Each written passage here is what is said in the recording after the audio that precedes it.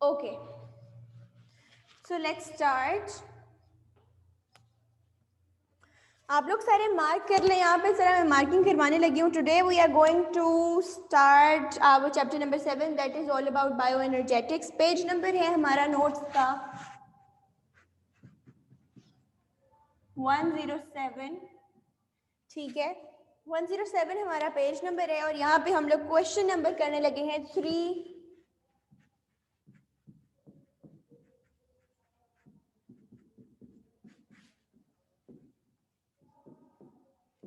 3A plus B. आप सब देख सकते हैं यहाँ पे क्वेश्चन नंबर जो 3 है इसके कितने पार्ट्स हैं क्लास? इसके 2 पार्ट्स हैं. 3A है और नेक्स्ट पेज पर कौन सा है? 3B है. सो हमने 3A एंड 3B दोनों के दोनों करने हैं.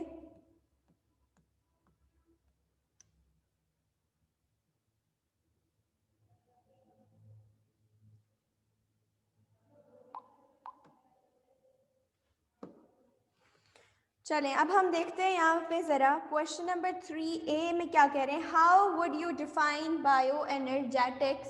अब बेसिकली क्लास इस चैप्टर के अंदर इंट्रोडक्शन है बायो एनर्जेटिक्स का कि बायो के टर्म्स में बेसिकली एनर्जी किस तरह से हम लोग गेन करते हैं.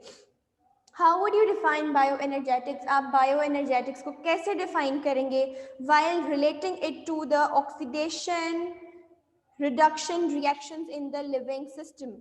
क्लास अब बेसिकली हमने पढ़ना है कि इस बायो एनर्जेटिक्स के चैप्टर के अंदर बायो एनर्जेटिक्स है क्या और उसको हमने रिलेट करना है हमारे ऑक्सीडेशन रिडक्शन रिएक्शंस के साथ. ये ऑक्सीडेशन रिडक्शन रिएक्शंस भी हम देखते हैं कि ये क्या होते हैं. वन बाय वन इसको रीड करना शुरू करते हैं. सो क्लास में बायो एनर्जेटिक्स की डेफिनेशन किससे शुरू करने लगी हूँ यहाँ पे. ठीक है, बायो एनर्जेटिक्स की डेफिनेशन शुरू करें तो ये है bio energetics is the study of energy relationships and energy transformation in living organisms.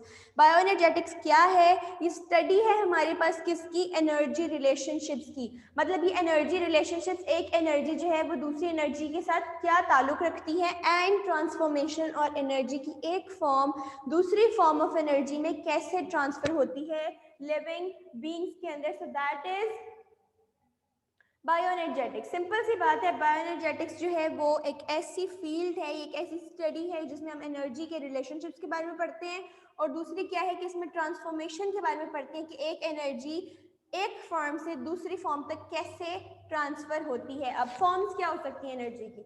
एक फॉर्म ये हो सकती है, लेट्स सपोज हम लोग सेल की बात करते हैं, जो घड़ी के अंदर सेल होता है. सो वो जो घड़ी के अंदर सेल है वो क्या है? केमिकल एनर्जी है. जबकि हम एक कार चला रहे हैं तो कार क्या है? मैकेनिकल एनर्जी है. जबकि हम लोग कोई मशीनरी यूज़ कर रहे हैं तो that is electrical energy. So energy के डिफरेंट टाइप्स हैं और वो एक एनर्जी दूसरी एनर्जी के अंदर जिस तरह से ट्रांसफॉर्म होती है that is bio energetics. Oxidation reduction reactions in living organisms. अब पढ़ते हैं ऑक्सीडेशन रिडक्शन रिएक्शंस क्या हैं हमारे पास. फॉर ऑल लाइफ प्रोसेसेस, जिंदगी के जितने भी प्रोसेसेस हैं उन सब के अंदर oxidation reduction reactions are the direct source of energy. Oxidation reduction reactions वो रिएक्शंस हैं, ऐसे केमिकल रिएक्शंस हैं जिनके थ्रू एनर्जी जो है वो डायरेक्टली क्या करती है? हासिल होती है. Oxidation reduction reactions involve exchange of electrons between atoms.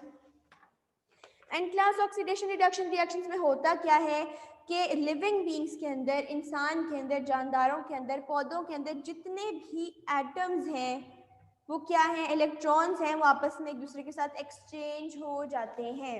वही बात है मैंने आप सबको बताया था कि हमारा जितनी भी पूरी बॉडी है उसका छोटे से छोटा पोर्शन भी जो है वो एटम से मिलकर बना है. ये एक डॉट है अगर, तो इस डॉट के अंदर क्या है कि मिलियन ऑफ एटम्स हैं और मिलियन ऑफ एटम्स के अंदर बिलियन ऑफ इलेक्ट्रॉन्स हैं. सो क्या है कि इलेक्ट्रॉन्स जो हैं वो एटम के अंदर किस तरह से आ रहे हैं, बाहर जा रहे हैं, उनकी ट्रांसपोर्टेशन जो है वो क्या है? ऑक्सीडेशन रिडक्शन रिएक्शन है. ऑक्सीडेशन रिडक्शन रिएक्शंस को हम ब्रीफली भी आगे स्टडी करने वाले हैं. ठीक है, oxidation reduction reactions involve exchange of electrons. ये हमें सबको पता चल गया. अब ऑक्सीडेशन एंड रिडक्शन को सेपरेटली डिफाइन किया गया है. ऑक्सीडेशन क्या है class? In oxidation reaction loss of electron, while in reduction the gain of electrons take place. Class क्या होगा, ऑक्सीडेशन रिएक्शन में क्या होता है, लॉस ऑफ इलेक्ट्रॉन होता है। Let's suppose if I am an atom, तो मेरे अंदर से अगर एक इलेक्ट्रॉन निकल के बाहर चला जाएगा तो मुझ पे कौन सा रिएक्शन हुआ, ऑक्सीडेशन रिएक्शन हुआ।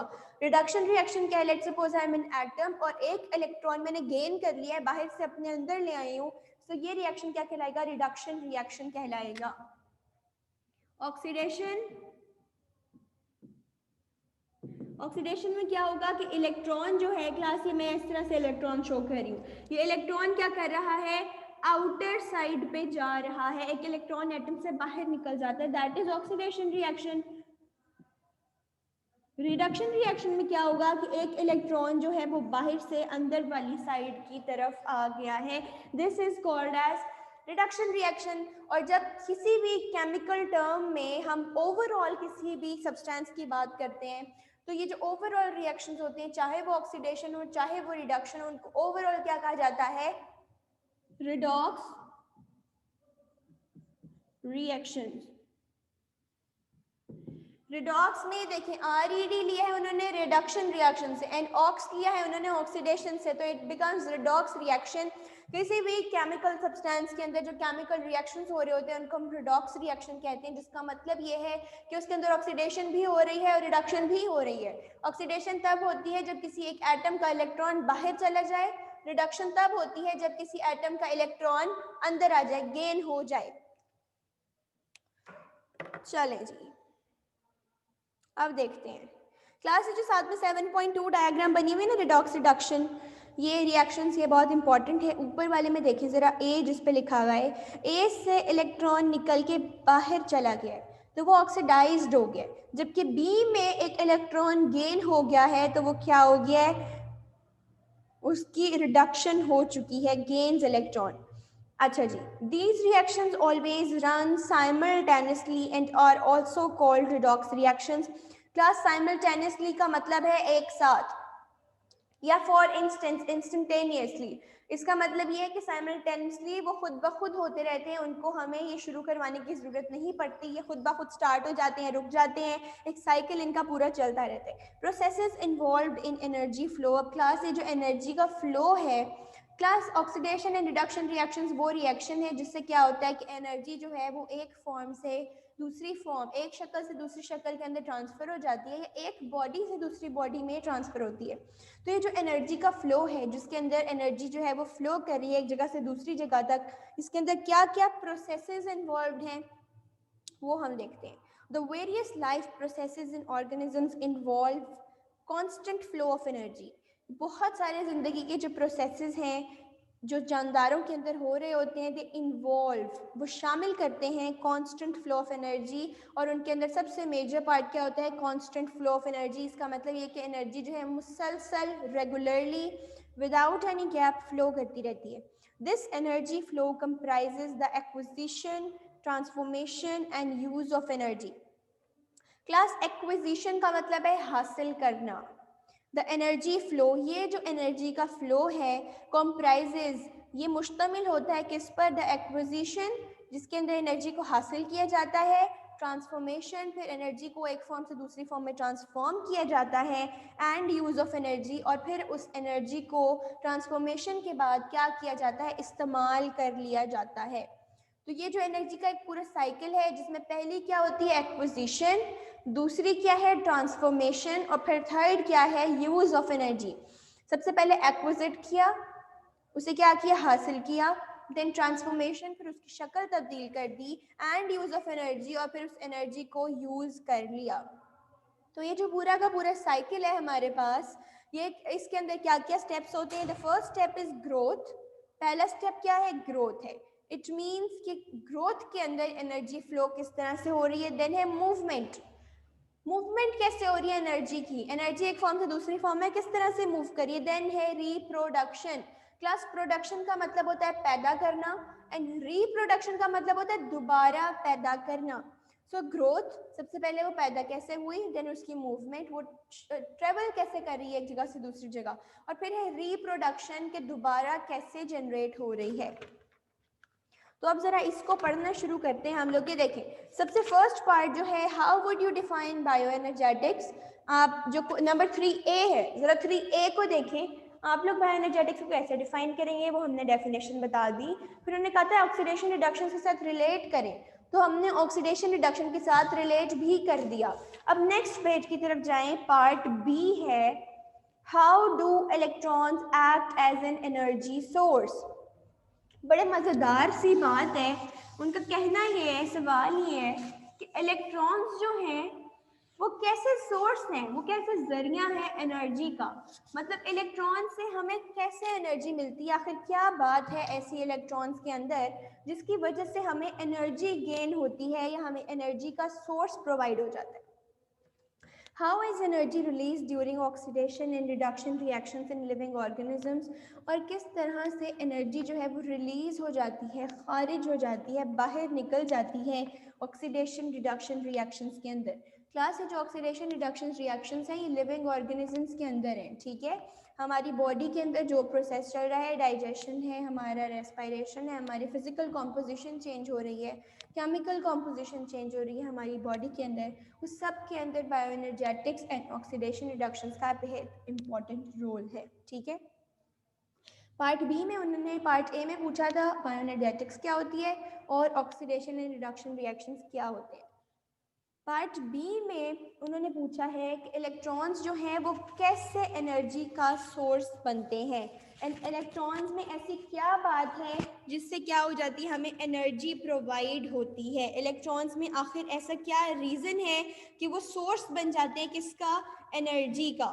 दूसरा क्वेश्चन ये था, how is energy released, energy कैसे रिलीज होती है during oxidation and reduction reactions, energy जो है वो किस तरह से रिलीज होगी ऑक्सीडेशन एंड रिडक्शन रिएक्शंस के अंदर।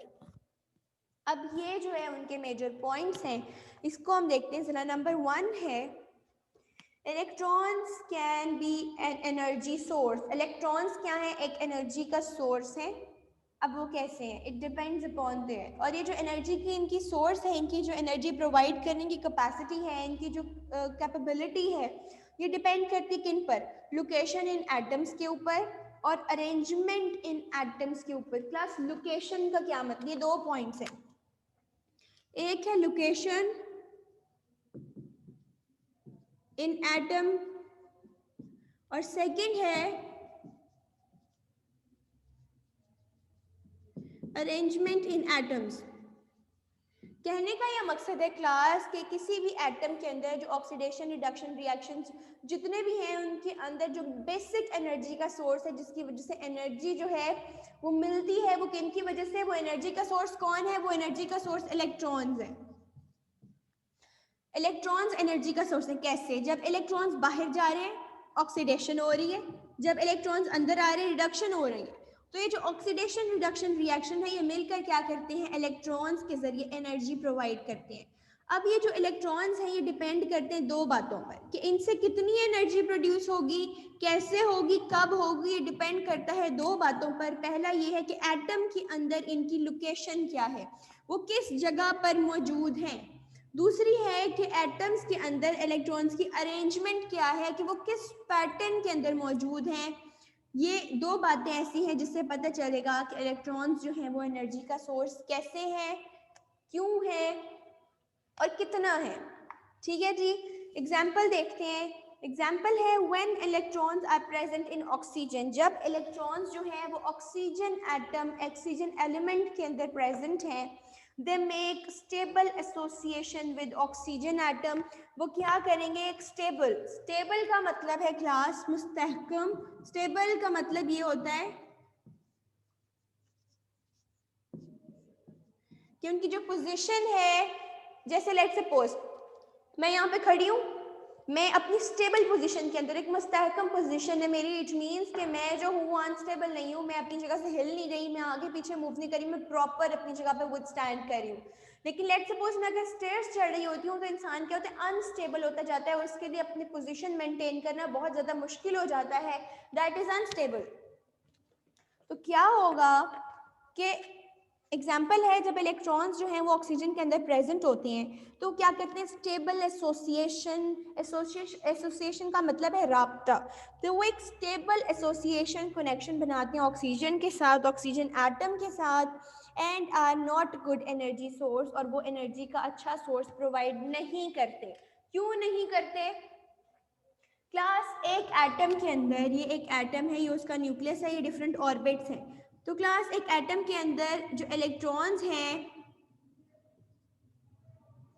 वो जितनी अच्छी तरह बाउंडेड होंगे, जुड़े हुए होंगे एक एटम के अंदर, उतना ही ज़्यादा मुश्किल हो जाएगा इलेक्ट्रॉन्स को एटम के अंदर या बाहर भेजना। क्यों? क्योंकि इलेक्ट्रॉन्स जो हैं वो एक एटम के अंदर स्टेबल पोजीशन में, मुस्तहकम पोजीशन में वो अच्छी तरह अपने आप को अरेंज कर चुके हैं। तो जब ऐसी सिचुएशन हो तो एटम के लिए बहुत मुश्किल हो जाता है कि इलेक्ट्रॉन्स अंदर या बाहर जाएं। तो जब इलेक्ट्रॉन्स अंदर या बाहर ही नहीं जा रहे तो ये जो रिडॉक्स रिएक्शन होते हैं हमारे, ऑक्सीडेशन एंड रिडक्शन रिएक्शन जो होते हैं, ये बहुत ज़्यादा मुश्किल हो जाएंगे परस्यू करना। क्यों? क्योंकि ना तो इलेक्ट्रॉन्स आसानी से बाहर जा पा रहे हैं ना ही अंदर आ रहे हैं, तो रिडॉक्स रिएक्शन बहुत मुश्किल हो जाते हैं। तो ऐसे एटम्स जिनके अंदर इलेक्ट्रॉन्स जो हैं वो बहुत अच्छी तरह अरेंजमेंट में होते हैं, क्लोजली बाउंडेड होते हैं, स्ट्रॉन्ग एसोसिएशन रखते हैं, वहाँ पे क्या होता है कि एनर्जी जो है वो क्या हो जाती है?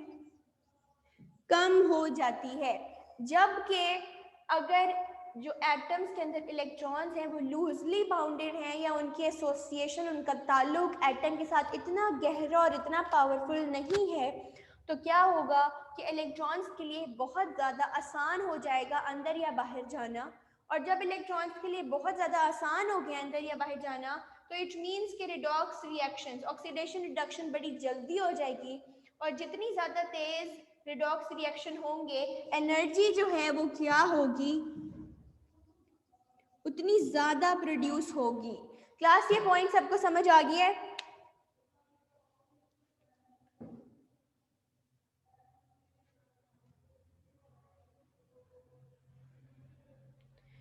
Class I am waiting for your response. Areej को समझ आ गया है?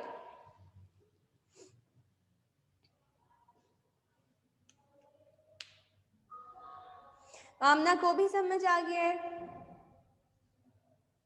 मिनाहिल को भी समझ आ गया है? अब्दुल्लाइन अब्दुर्रहमान बेटा समझ आ गई है आपको? मशद को भी समझ आ गई है? इफ्रा को भी, यमुना को भी, युसरा को भी, फालिहा को भी समझ आ गई है?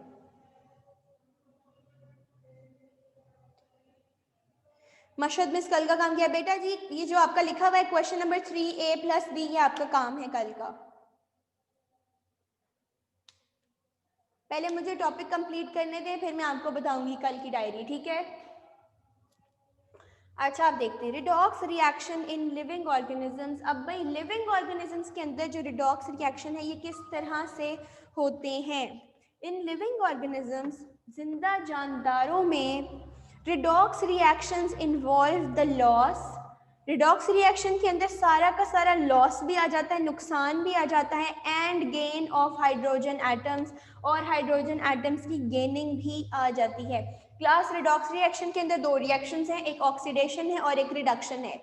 अब ऑक्सीडेशन रिडक्शन में क्या होता था? ऑक्सीडेशन में इलेक्ट्रॉन जो है वो बाहर जा रहा है, जबकि रिडक्शन रिएक्शन में क्या है कि इलेक्ट्रॉन जो है वो अंदर आ रहा है। अब ये जो इलेक्ट्रॉन्स जो अंदर या बाहर जा रहे हैं किस चीज के?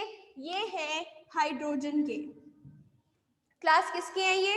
हाइड्रोजन के। तो रिडॉक्स रिएक्शन में एक बात जरा देख लें कि रिडॉक्स रिएक्शन के अंदर दो रिएक्शंस हैं, एक ऑक्सीडेशन रिएक्शन है और एक रिडक्शन रिएक्शन है। ऑक्सीडेशन में इलेक्ट्रॉन बाहर जाता है, रिडक्शन में इलेक्ट्रॉन अंदर आता है। तो ऑक्सीडेशन में जो इलेक्ट्रॉन बाहर जाएगा वो किसका होगा? हाइड्रोजन का। इन रिडक्शन में जो इलेक्ट्रॉन अंदर आएगा वो किसका होगा? हाइड्रोजन का ही होगा। It means that when a molecule loses an hydrogen atom, इसका मतलब ये है कि जब एक मॉलिक्यूल जो है, जब एक एटम जो है वो अपने अंदर से हाइड्रोजन का एक एटम बाहर निकाल देता है, it actually loses an electron. तो इसका मतलब ये है कि उसने एक इलेक्ट्रॉन बाहर निकाल दिया। And similarly when a molecule gains hydrogen atom, और दूसरी तरफ सिमिलरली बिल्कुल इसी तरह जब एक मॉलिक्यूल जो है वो इलेक्ट्रॉन को गेन करता है, हाइड्रोजन एटम को गेन करता है, इट गेन्स एन इलेक्ट्रॉन, तो वो एक इलेक्ट्रॉन गेन कर लेता है। क्लास सिंपल सी बात है, मैं एक दफ़ा ज़रा दोबारा सबको समझाती हूँ, इसका नट शेल लेते हैं ज़रा। दो बातें, पहली बात तो ये है कि हमारे पास है रिएक्शंस, कौन से, रिडॉक्स रिएक्शंस हैं जो हमारी बॉडी के अंदर चल रहे होते हैं, ऐसा ही है। रिडॉक्स रिएक्शंस दो में डिवाइडेड है, एक है रिडक्शन रिएक्शन, दूसरा कौन सा है, oxidation reactions. Class oxidation reduction reactions में क्या होता है कि जो इलेक्ट्रॉन है हमारे पास वो क्या है, अंदर एंटर हो रहा है, जबकि ऑक्सीडेशन रिएक्शन में क्या है कि जो एक इलेक्ट्रॉन है वो बाहर की तरफ जा रहा है, वो निकल रहा है एटम से या मॉलिक्यूल से बाहर। तो क्लास जब भी रिडक्शन रिएक्शन होगी तो हाइड्रोजन का एटम जो है वो अंदर दाखिल होगा। जब हाइड्रोजन का एक एटम जो है वो किसी मॉलिक्यूल के अंदर एंटर हुआ, ये एटम है और ये क्या है, मॉलिक्यूल है। जब हाइड्रोजन का एक एटम जो है किसी मॉलिक्यूल के अंदर एंटर हुआ तो क्या होगा कि जो एटम एंटर हुआ है हाइड्रोजन का वो इनफैक्ट एक इलेक्ट्रॉन ही होगा। हाइड्रोजन का एक एटम जो है वो रिप्रेजेंट करता है किसी भी एक इलेक्ट्रॉन को। दूसरी तरफ क्या हुआ कि जब ऑक्सीडेशन में एक इलेक्ट्रॉन बाहर जा रहा है तो इसका मतलब ये है असल में कि हाइड्रोजन का जो एक एटम है वो बाहर जा रहा है। जब हाइड्रोजन का एक एटम बाहर जा रहा है तो हम इसको ये भी कह सकते हैं कि हाइड्रोजन का एक इलेक्ट्रॉन बाहर जा रहा है। ठीक है, ये पॉइंट हमारा यहाँ पे क्लियर हो गया। दूसरे पॉइंट की तरफ हम जरा चलते हैं जो मैंने इससे पहले डिस्क्राइब किया था। क्लास बात कुछ इस तरह से है कि जितना ये हमारे पास एक एटम है, इसके अंदर ये ऑर्बिट्स हैं जिसके अंदर इलेक्ट्रॉन्स होते हैं और ये हमारे पास क्या है, न्यूक्लियस है, और ये हमारे पास डिफरेंट इलेक्ट्रॉन्स प्रेजेंट हैं। ठीक है क्लास, और यहाँ पे क्या क्लास, जहाँ पे जो एटम्स हैं उसके अंदर इलेक्ट्रॉन्स क्लोजली बाउंडेड है, बहुत अच्छी तरह से एसोसिएटेड हैं, हाईली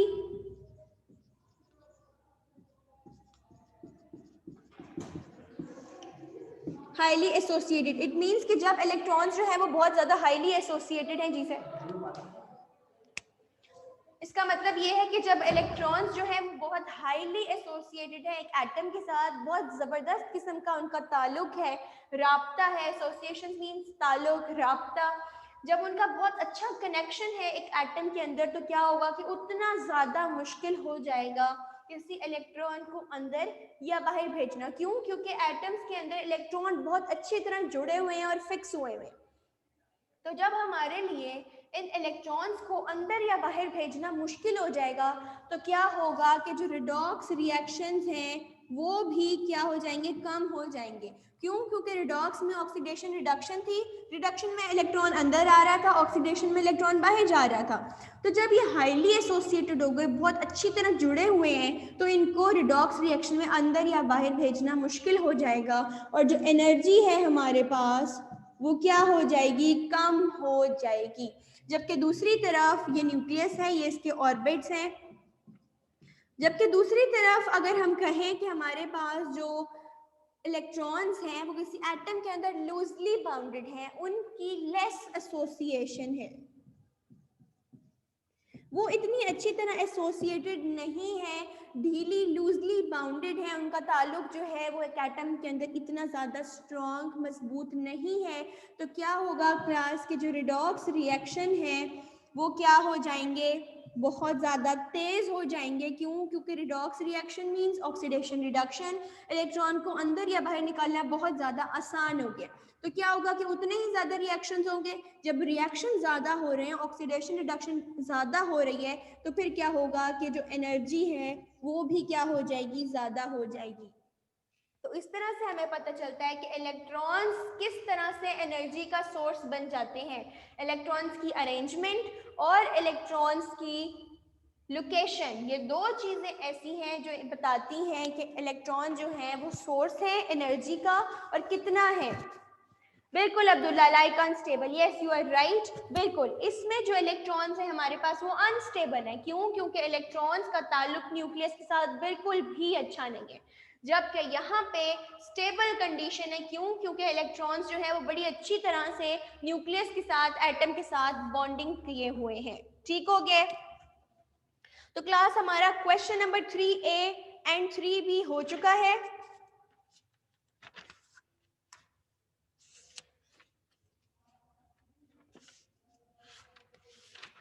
हमने अपना question number 3A and 3B कर लिया है। आप ज़रा जल्दी से अपनी जो डायरी है वो नोट कर लें। मुझे पता है ये एंजाइम जितना मज़ेदार तो चैप्टर नहीं है, लेकिन टिपिकल बायो भी नहीं है।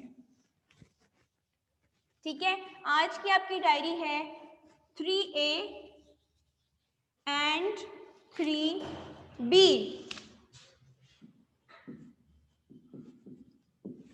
ठीक है, जिसको डायरी समझ आ गई काइंडली मुझे यस का जवाब, यस का आंसर कर दें। ठीक है, जिसको अपनी डायरी समझ आ गई है मुझे यस का आंसर कर दें।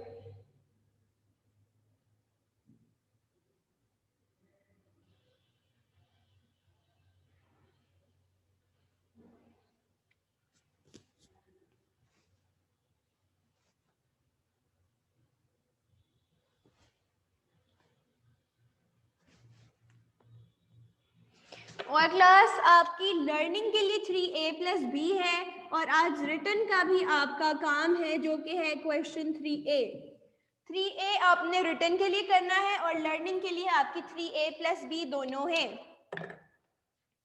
मैंने कभी आप लोगों को आज तक जो है वो ज़्यादा रिटन काम दिया ही नहीं है, इनफैक्ट दिया ही नहीं है, क्योंकि मुझे पता है बायो में याद करने के लिए ही इनफ होता है। लेकिन आज आपने रिटन में 3A भी करके लाना है। जिसको समझ आ गई है वो जल्दी से यस का आंसर कर दे क्वेश्चन नंबर 3A+B लर्निंग के लिए, और उसमें से रिटन जो है वो आपका है 3A। Okay Areej, okay, I got your message. Okay Fazeena, okay Manahil, Yamuna,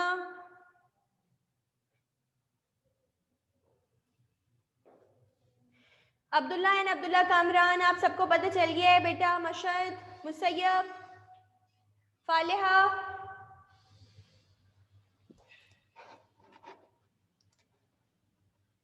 okay Ifra, okay, I got your message beta.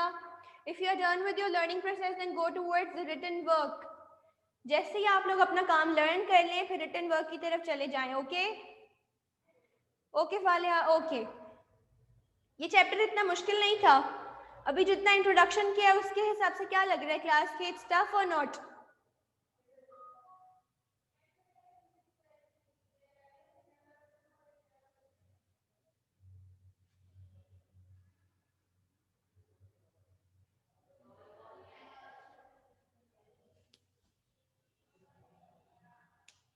हाँ जी अरीज, इतना मुश्किल नहीं है। यस बेटा, ये मुश्किल नहीं है।